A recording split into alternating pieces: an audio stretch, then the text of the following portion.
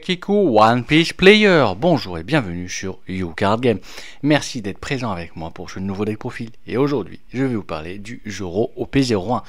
Zoro OP01, leader rouge, 5000 de puissance, 5 PV. Un effet extrêmement simple mais extrêmement fort. Quand on lui qui pardonne, pendant son tour, tous nos personnages gagnent plus 1000 de puissance. Donc ça nous permet d'avoir une force de frappe beaucoup plus conséquente. Et si on a 5 persos, c'est comme si on avait utilisé 5 dons. Donc très très bon pour un don. Pour la DL, on part sur un classique de 2 Kid Killer EB01. 4-5000 rush quand il attaque. Si l'adversaire a 2 PV ou moins, ce personnage gagne plus 2000 de puissance jusqu'à la fin du tour. En gros, avec un deck agressif, c'est un 4-7000 rush. 4 Tony Chopper EB01. 3-4000 counter 1000 bloqueur. Quand l'équipe de don qui attaque, on peut donner à un personnage adverse moins 3000 de puissance jusqu'à la fin du tour. 3 Tony Chopper EB02. 3-3000 counter 1000. Quand il a 2 dons équipés pendant le tour adverse, il a plus de 2000 de puissance. On play. Si notre leader a le type Straw Hat, on peut donner à notre leader ou à un autre personnage un don reste. 4 Nami OP01. 1-2000 counter 1000. On play. On regarde les 5 cartes sur la bibliothèque. On peut révéler une carte de type Straw Hat, autre que Nami, la mettre dans sa main et placer le reste en dessous de la bibliothèque dans n'importe quel ordre. 4 Oronoa Zoro OP01. 3-5000 rush, no counter, tout ce qu'il y a de plus basique. 4 Makino OP02. 1-0 counter 2000. Activate main, on peut reste ce personnage et donner à un de nos personnages rouges qui a un coup de 1 pile plus 3000 de puissance durant ce tour. 4 Tony Chopper OP04. 3-4000 counter 1000. On play, on peut jouer un personnage type animal avec une puissance de 3000 ou moins depuis la main. 4 Tony Chopper OP08. 3-5000. Pendant son tour, on play ou quand il attaque, on peut regarder les 5 cartes sur la bibliothèque. On peut révéler une carte de type animal avec une puissance de 4000 ou moins. La jouer reste, puis on met le reste en dessous de la bibliothèque dans n'importe quel ordre. 4 Inking Beard OP08. 3-3000 counter 2000. Quand on l'équipe un don, active mettre une fois par tour, on peut donner à un de nos personnages de type animal autre que ce personnage plus 1000 de puissance jusqu'à la fin du tour. 1 Robson OP04. 3-4000. S'il a 2 dons équipés, il a le rush counter 1000. 2 Dr Correa OP08. 1-2000 counter 1000. On play, on peut regarder les 4 cartes chez la bibliothèque, révéler une carte de type Tony Chopper ou une carte de type Drum Kingdom. Enfin, une carte de type Drum Kingdom ou un Tony Chopper. Autre que Dr Correa, on la révèle, on la met dans la main et on met le reste en dessous de la bibliothèque dans n'importe quel ordre.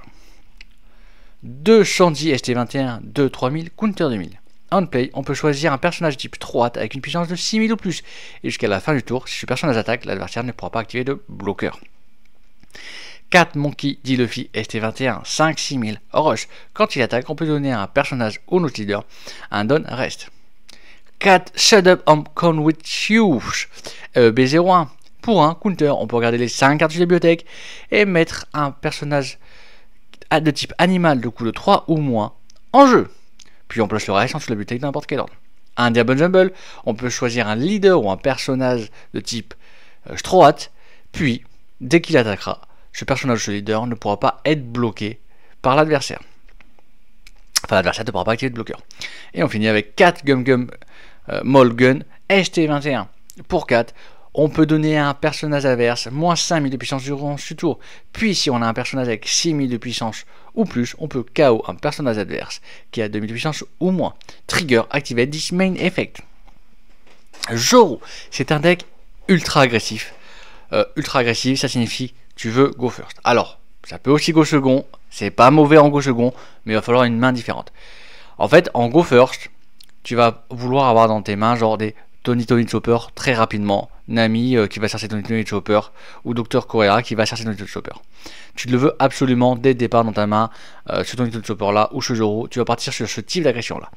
En go second, donc tu peux les avoir en main, mais tu veux une carte absolument en main en go second, tu veux cette carte là. Il te faut cette carte là en go second. Donc, ce qui veut dire que si tu l'as pas, tu vas chercher Dr Correa pour l'avoir et ton dernier don, tu le gardes. Et en fait, si tu l'as, si tu en as même 2, tu l'utilises. En fait, quand tu attaques, tu fais ah counter, je fais cette carte là, puis ah counter.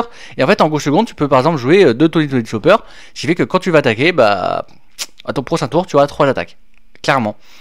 L'adversaire est dans la sauce littérale.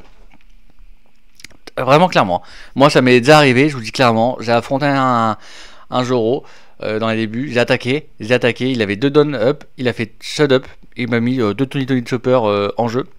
Donc autant dire qu'après quand il avait ses 4 downs, j'ai eu, c'est simple, hein. Il a mis 2 downs ici, un down sur chaque Tony Chopper. Il m'a fait 3 attaques à 7000 dès le début avec 2 effets Tony Chopper. Et les effets Tony Chopper m'ont mis, comment dire, 2 animaux, enfin 3 exactement, parce qu'en fait il m'avait mis un qui n'est pas là, un animal qui n'est pas dans cette liste là, puis il m'avait mis ce Tony Chopper là qui m'a joué ce et King Bear. Et j'étais en mode bon, bah bien joué, hein, GG Webplayer. Tu peux clairement faire ça gauche second. Donc c'était un très très bon deck en fait, mais c'est un deck il faut vraiment, si vous jouez Zoro, soyez ultra aggro. Parce que tes ressources partent très très vite et ton late game est inexistant. Soyons honnêtes, tu as un late game complètement inexistant. Donc si tu dures trop longtemps dans la game, comme quand tu affrontes un NL, si ça dure trop longtemps, bah, tu vas t'épuiser petit à petit. Et sauf que l'adversaire il va mettre des 12 000 et il va gérer petit à petit tes persos. En sachant que tes persos vont être gérés avant tes PV. Hein. Donc ça peut être compliqué. Donc quand on joue Zoro, on se met en ultra aggro. Le classique. Donc gauche second, il faut absolument en main. Donc ce que tu fais déjà, tu mulliganes, si t'as pas ça en main, tu mulliganes pour avoir ça, ou il faut que Dr. Quoi qui va te faire ça. Il t'en faut au moins un. Donc au first, il te faut soit un Tony Chopper, soit un Zoro. Clairement, il te faut un des deux. En tout cas, le classique, T1, c'est simple, tu joues soit un ennemi, soit Dr. K, tu fais ta main, ou alors tu as des shut-up. Et tu gardes ton shut-up. Même par exemple, si t'es go first, ça sert à rien de jouer le shut-up parce qu'en fait, vu que tu vas attaquer en premier, l'adversaire ne va pas attaquer. Compliqué. Donc en go first. Mais en gauche second, tu le gardes lui en main. Tu gardes au moins un down pour le shut-up. Et même des fois, juste un shut-up, même si tu l'as pas en main, juste dire bah j'ai un down actif. Si l'adversaire connaît le deck, il peut dire oh là, je vais pas attaquer, ça sent ça pue, tu vois. C'est clairement possible aussi. Et donc tu mets la pression, tu mets l'hésitation en mode alors j'en ai un ou j'en ai pas. Et sinon, donc tu fais ta main. Ensuite, en T2, 3 Okadon. Bah, 3 Okadon, tu peux faire un Tony Chopper, commencer, préparer, mettre un truc. Et en fait, dis-toi que le perso que tu vas jouer, il va se faire attaquer avant ton leader. Ou alors, tu peux juste faire 5000 leaders, c'est toi qui vois. À 4 don, tu peux faire la même chose, mais tu équipes un don, tu fais un 6000 d'attaque. Ou alors, tu gardes un don pour le shut-up, clairement. Et là, tu commences avec le shut-up. Faut pas hésiter à pouvoir garder des dons pour le shut-up, même un don, parce que juste tu le gardes, soit tu mets la pression, l'hésitation à la... Alors, en début et mid-game maximum, late game tu le fais plus, ça sert à plus à rien parce que l'adversaire va se dire oui, ok, t'as un don, mais si tu joues un Radical Beam, ta DL, elle est bizarre. Donc. Enfin, elle est bizarre. Si tu joues un Radical Beam, ce qui est possible, hein, mais il va se dire si t'as un Radical Beam, c'est-à-dire que t'as une défense, et donc si t'as une défense, ça veut dire que tu n'as pas shut-up, donc en fait tu n'as moins d'agression, tu as deck moins agressif. Par contre, si tu gardes un don en late game avec c'était shut-up, il va dire ouais, mais si c'est shut-up, bah, en fait tu n'as aucune défense en fait. Donc je peux y aller quasiment gratuitement. En sachant que, attention, parce que tu peux utiliser en counter pour pouvoir par exemple poser un bloqueur, et pour que la prochaine attaque, si tu ne te l'étale pas, pour pouvoir bloquer. Tu peux aussi faire ça, hein, mais fais attention. Si tu fais ça, il faut que vraiment que les attaques soient ordonnées de façon à ce que tous les persos ou tous les choses qui peuvent gérer tes bloqueurs ont été déjà joués ou ont déjà attaqué. Ce qui fait que pour un, après, tu as juste à faire un, pouf, effet, je pose mon Tony Chopper, et donc pour le prochain tour, le prochain tour, la prochaine attaque, tu as ton bloqueur d'actif. C'est ça qui est possible.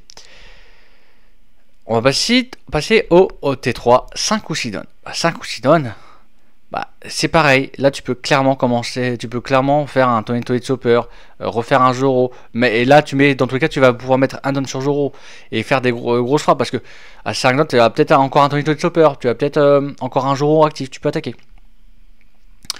Alors le truc que j'ai pas dit, hein, que j'ai complètement zappé aussi, ce qui est possible à T2, à 3 dons, qui est très bon, c'est que tu as joué une Nami ou une Docteur Coréen.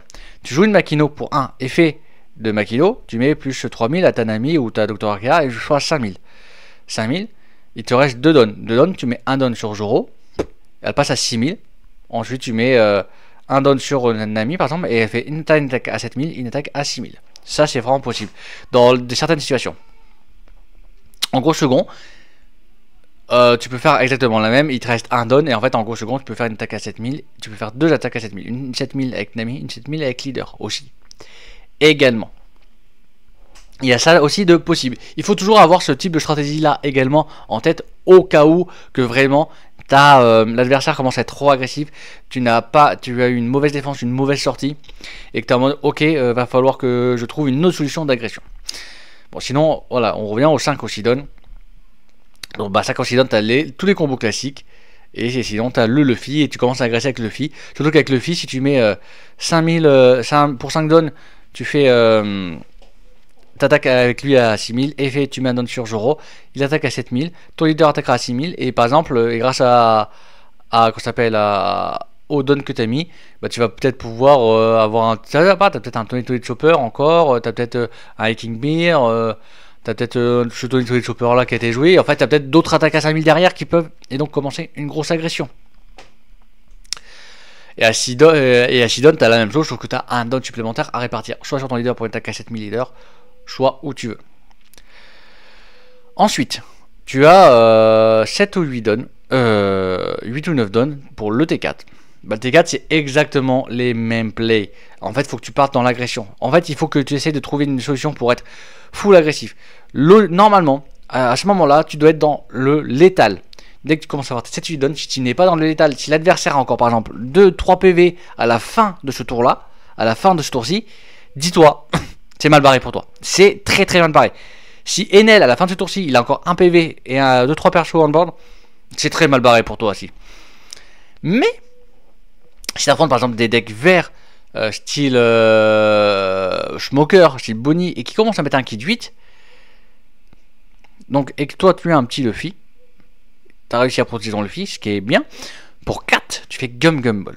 Gum Gum Ball, tu peux mettre moins 5000 sur le kid, ou moins 5000 sur un bloqueur, et tu peux KO le bloqueur, ou tu peux mettre moins 5000 sur le kid, tu ne pourras pas KO le kid, mais tu pourras par exemple KO le Rosinante, parce qu'en général, il est apporté avec un Rosinante. Si c'est pas Rosinante, c'est Tashigi qui est là, c'est pas grave, tu mets moins 5000, tu peux KO un petit shield bloqueur, parce que chez Bonnie par exemple, ça joue plein de petits bloqueurs, tu peux KO le shield bloqueur. Peut-être qu'avec Tashigi, elle va protéger, mais le problème c'est que Tashigi va protéger du KO, donc un bloqueur, mais toi après tu vas juste mettre un don sur Joro, et tu vas faire du 6000 sur 3000, et donc il va utiliser tous ses bloqueurs. Ou alors il va juste laisser passer, et après il va garder ses bloqueurs pour plus tard. Donc voilà aussi les possibilités. Donc cette Gum Gum Ball là est surtout basée contre les decks qui jouent des kids, qui justement sont assez contraignants. Donc, et après il te reste quand même à 8 dons, il te reste 4 dons,